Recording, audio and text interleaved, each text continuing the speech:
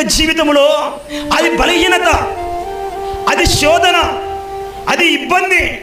పౌలుకు అది ఆటంకంగా ఉంది. పౌలు దానితో ఈ అనానుకూలతను ఎదుర్కొంటున్నాడు. అయితే దేవుని దగ్గరికి వెళ్ళి, ప్రభువా, ఈ బలహీనత చూసావా నన్ను ఎంత ఇబ్బంది పెడుతుందో, ఈ బలహీనత చూసావా నన్ను ఎంత తొందర పెడుతుందో, ఇది చూసావా నాకు ఎంత ఆటంకంగా ఉందో. అనేక మంది పండితులు రకరకాలుగా ఈ బలహీనతను గురించి మాట్లాడతారు. ఏది ఏమైనా, ఏ బలహీనత అయినా మొత్తానికి అది పౌలు జీవితంలో ఆటంకంగా ఉంది, అది ఇబ్బందికరంగా ఉంది, ఆయాసకరంగా ఉంది. అప్పుడు దేవుడు ఏమన్నాడు తెలుసా?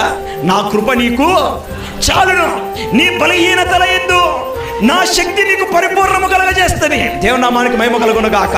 నీవు బలహీనుడు అయినచ్చు పౌలు, అది నీకు ఆటంకంగా ఉండొచ్చు, అది నీకు ఆయాస్కరంగా ఉండొచ్చు. అయితే నా కృప ఏం చేస్తుందో తెలుసా? నీ బలహీనతలో నీకు ఎప్పుడు అవసరమో అక్కడ నా బలాన్ని నీకు సమృద్ధిగా అనుగ్రహిస్తుంది, నా శక్తి నీకు పరిపూర్ణము చేస్తుంది. కాబట్టి పౌలు అంటాడు, నా